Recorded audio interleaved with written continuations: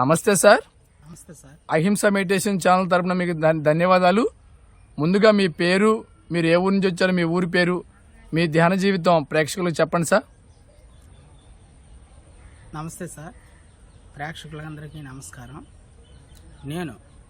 నా పేరు సూర్యారావు, విజయనగరం జిల్లా సాలూరు నుంచి వచ్చామండి. నేను ఈ ధ్యానంలోకి ప్రవేశించి 1 సంవత్సరం అవుతుంది. అంతకుముందు నేను మాంసం చాలా విరివిగా తినేవాడిని. దాంతోపాటు అనారోగ్యాలను కూడా కొని తెచ్చుకున్నట్టు అయింది. నా ఆరోగ్యం బాగాలేక చాలా రకాల హాస్పిటల్స్ తిరిగిన తరువాత నాకు మోకాలు నొప్పులు, బీపీ, షుగరు అన్నీ అటాక్ అయిన తర్వాత ఈ ధ్యానాన్ని నాకు ఒక మిత్రుడి ద్వారా పరిచయం చేశారు. అప్పటి నుంచి కూడా నేను ఉదయం 1 గంట, సాయంత్రం 1 గంట, వృత్తిరీత్యా నేను ఆర్టీసీ కండక్టర్ని. ఎక్కువ టైము లేకపోవడంతో ఉదయం 1 గంట, సాయంత్రం 1 గంట మెడిటేషన్ చేస్తాను. మెడిటేషన్ ద్వారా నేను ఇప్పుడు మందులు కూడా వాడడం మానేశాను. చాలా బాగుంది నాకు పరిస్థితి. నా ఆరోగ్య పరిస్థితి అయితే మెరుగుపడింది. ఇంతకుముందు తెలియక చాలా పాపాలు చేసినట్టు భావిస్తున్నాను. ఇప్పుడు మాంసాహారం తినడం వలన, జీవుల్ని చంపి తినడం వలన అవి పడే మానసిక, శారీరక బాధలన్నీ కూడా కర్మల రూపంలో మనకి అవి వర్తిస్తాయని నేను నమ్మి ఈ ధ్యానాన్ని నమ్మి ఆరోగ్యంగా తయారయ్యాను. ఇప్పుడు నా ఆరోగ్యం కుదుటపడింది. ధ్యానం అనేది సర్వరోగ నివారిణి. అందరూ కూడా శాకాహారంగా మారాలని, మాంసాహారులంతా హింసను వీడాలని ఈ విధంగా నేను మీ ఛానల్ ద్వారా ప్రపంచానికి, ప్రజలకి విన్నవించుకుంటున్నాను. సార్, మీ ఫ్యామిలీ అంతా శాకాహార కుటుంబమేనా సార్? మా ఫ్యామిలీ అంతా మాంసాహార కుటుంబమే సార్. అదే ధ్యానంలోకి వచ్చిన తర్వాత మారిపోయారు సార్? ధ్యానంలోకి వచ్చిన తర్వాత నా భార్య నాకు 100% చేయూతనిచ్చి, ఆమె కూడా నాతో పాటు క్లాసులకు తీసుకెళ్ళడం వలన మాంసాహారిగా ఉన్న తను శాకాహారిగా మారి ఇంట్లో కూడా వంట చేయడం ఆఫ్ చేయడం అయింది. ఆ తర్వాత మా పిల్లలు కూడా మమ్మల్ని అనుసరించి వాళ్ళు కూడా మాంసాహారులుగా ఉన్న వాళ్ళు హాస్టల్లో ఉండి కూడా మాంసం పెట్టినా సరే తినకుండా శాకాహారం మాత్రమే తీసుకుంటున్నారు. ఇది నాకు నా కుటుంబం ద్వారా చాలా గర్వించదగ్గ విషయం. సార్, మీ పిల్లలంతా ధ్యానం చేస్తారు సార్? చేస్తారు సార్. ఓకే. మీ బంధుమిత్రులందరికీ ధ్యానాన్ని, శాకాహారం చెప్పారా సార్? చెప్తున్నాం, కానీ మారడానికి కొంత టైం పడుతుంది. మాదంతా పూర్తిగా మాంసాహార కుటుంబం. వాళ్ళు కూడా మారడానికి కొంచెం టైం పడుతుంది. మా తల్లిదండ్రులకు చెప్పాను, మా తమ్ముడికి, మరదలకు కూడా చెప్పాను. మరదలు ఆల్రెడీ మారి ఆవిడ కూడా శాకాహారిగా మారి ధ్యానం చేయడం మొదలుపెట్టింది. మా ఫ్యామిలీ కూడా మారడానికి అవకాశం ఉంది. మీరు అమావాస్య ధ్యానం, పౌర్ణమి ధ్యానం చేశారా సార్? అమావాస్యకి, పౌర్ణమికి ధ్యానాలు చేస్తుంటామండి. మా ఊర్లో ధ్యాన కేంద్రం ఉంది, శ్రీ రామయోగ సెంటర్ అని, సత్యసాయి ధ్యాన మండలని, పిరమిడ్ స్పిరిచువల్ సొసైటీస్ మూవ్మెంట్ అని 3 సంస్థలు కలిపి సంయుక్తంగా ప్రతి అమావాస్యకి, పౌర్ణమికి ధ్యానం కండక్ట్ చేస్తాం. ఆ రోజు అమృతాహారం కూడా అందిస్తాం మా ఊర్లో. సార్, పిరమిడ్లో ధ్యానం చేస్తే మీకు ఏమి లాభం పొందారు చెప్పండి సార్. పిరమిడ్లో ధ్యానం చేయడం వలన ఆలోచన రహిత స్థితి అనేది తొందరగా వస్తుందండి. మామూలుగా మనం విడిగా బయట కూర్చున్నప్పుడు రకరకాల సౌండ్స్ అయితేనేమి, రకరకాల ఆలోచనలు ఇంచుమించు 15-20 నిమిషాల వరకు వస్తుంటాయి. పిరమిడ్లో అలా కాకుండా, పిరమిడ్ అనేది మేము సంపూర్ణంగా 100% శక్తి క్షేత్రం అనేసి నమ్మి కూర్చోవడం వలన మాకు తొందరగా ధ్యానం కుదురుతుంది. పిరమిడ్లు అనేవి నిజంగా శక్తి క్షేత్రాలని మేము నమ్ముతున్నాం. సార్, గురువుగారిని కలిసారా సార్ మీరు ఒకసారన్నా? గురువుగారిని కలవలేదండి. నేను వచ్చి ఈ మార్గంలోకి వచ్చి తక్కువ టైం అయింది. గురువుగారు అప్పటికే తన శరీరాన్ని వదిలి వెళ్ళిపోయారు. సార్, మీరు పుస్తకాలు చదువుతారా సార్? పుస్తకాలు చదవడం నాకు హాబీ అండి. నేను ఇంతకుముందు రకరకాల పుస్తకాలు చదివేవాడిని. ఈ మార్గంలోకి వచ్చిన తర్వాత ఆధ్యాత్మికత సంబంధించినటువంటి పుస్తకాలు మాత్రం చదువుతున్నాను. ఒక గురువు గురించి మీ ఆ, జ్ఞానాన్ని ఇవ్వండి సార్. మీరు ఏం చదివింది గుర్తుంటే.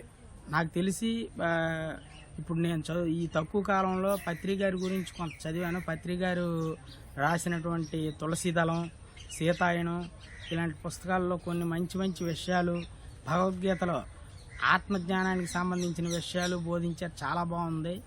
అవి ఇంకా కొంత చదవాల్సి ఉన్నాయి. కొన్ని మంచి ఆత్మజ్ఞానాన్ని అయితే అందించారు గురువుగారు. ఆ గురువు గారి దగ్గర శిష్యుల దగ్గర ఇప్పుడు మేము ట్రైనింగ్ అవుతున్నాం. ఇది నాకు చాలా ఉపకరిస్తుంది ఈ ధ్యానం అనేది.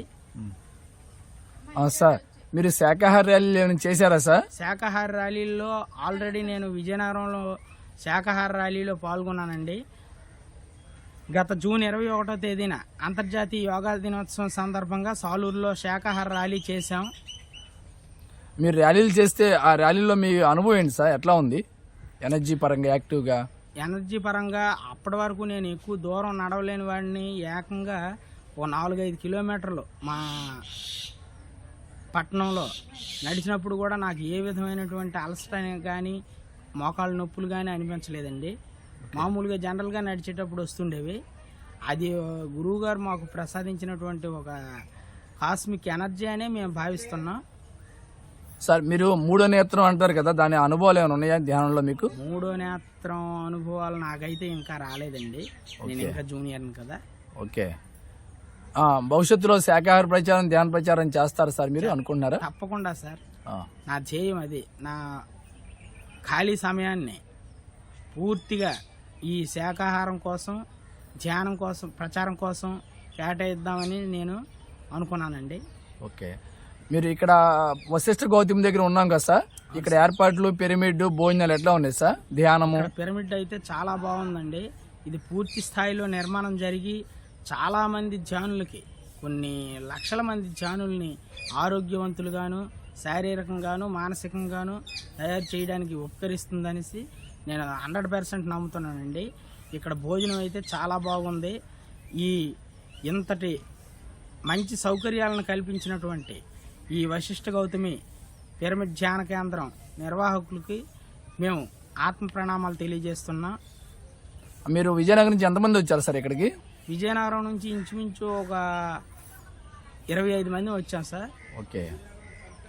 Okay, thank you sir. మీరు చక్కటి అమూల్యమైన జ్ఞానాన్ని మా ఏఎంసీ ఛానల్ ద్వారా ప్రపంచానికి అందించిన మీకు ధన్యవాదాలు. ఆఖరికి ఒక ప్రశ్న సార్, మరి జంతు బలులు పాపం అంటారు, మరి దాని గురించి ఒకసారి మీ సందేశం ఇవ్వండి సార్. జంతు బలి అనేది పాపమే సార్. ఈ సృష్టిని, చరాచర సృష్టిని మనకి ప్రసాదించినటువంటి దేవుడు ఆ జలచరాలని, ఈ భూచరాలని అన్నింటినీ సృష్టించాడు. మన సోదర భావంతో చూడాలి తప్పించి మనస్వార్థం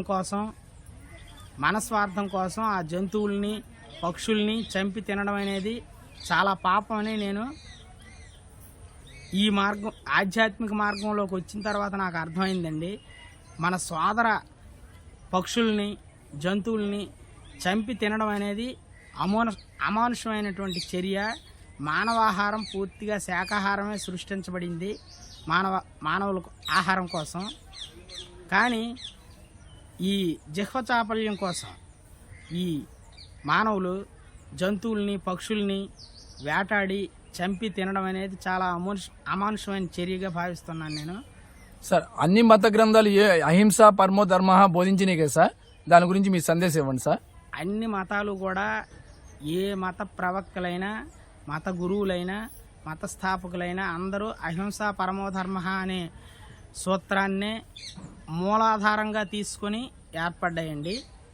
ఏ దేవుడు కూడా తను సృష్టించినటువంటి తన కుమారులైనటువంటి ఈ భూచరాలని, జలచరాలని చంపి తినమని చెప్పలేదండి. మానవుడు తన స్వార్థం కోసం ఈ మూల సూత్రాలను పక్కన పెట్టి జిహ్వ చాపల్యం కోసం చంపుకొని తింటున్నాడు. అది చాలా పాపం. అహింసని ప్రచారం చేయాలి. ఈ ప్రపంచం అంతా కూడా అహింస జగత్ కావాలని, పిరమిడ్ జగత్ కావాలని, శాకాహార జగత్ కావాలని మనస్ఫూర్తిగా కోరుకుంటున్నాం. సార్ గాంధీజీ గురించి ఏమైనా తెలిస్తే 2 ముక్కలు చెప్పండి సార్. గాంధీజీ గారు మన భగవద్గీతలో చెప్పినట్లు యుక్తాహార విహారస్య యుక్త చేష్టస్య అన్నట్లు గాంధీ గారు ఎప్పుడు కూడా మితాహారం మిత భాషను అవలంబించేవాళ్ళండి. అందుకే ఆయన చేపట్టిన అహింసాయుత మార్గంలో మన భారతదేశానికి స్వాతంత్రం తీసుకురావడం జరిగింది. ధ్యానం కూడా చేసేవాళ్ళు కదా సార్? ధ్యానం కూడా ఆయన చేసేవాడండి. ధ్యానం, శాకాహారం, మితాహారం, మితభాషణం ఈ మౌలిక లక్షణాలని ఆధారంగా చేసుకునే గాంధీ గారు అహింసా మార్గంలో మన దేశానికి స్వాతంత్రం తేవడం జరిగింది. ఇప్పటికీ కూడా ఎప్పుడైనా సరే అహింస అనేది జయిస్తుంది.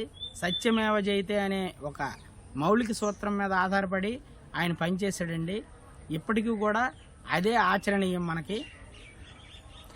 Thank you sir. మీ చక్కటి జ్ఞానాన్ని మా అహింసా ఛానల్ ద్వారా ప్రపంచానికి అందించేందుకు మీకు మరొకసారి ధన్యవాదాలు. మా అహింసా ఛానల్ని సబ్స్క్రైబ్ చేయండి, షేర్ చేయండి, లైక్ చేయండి. ధన్యవాదాలు సార్.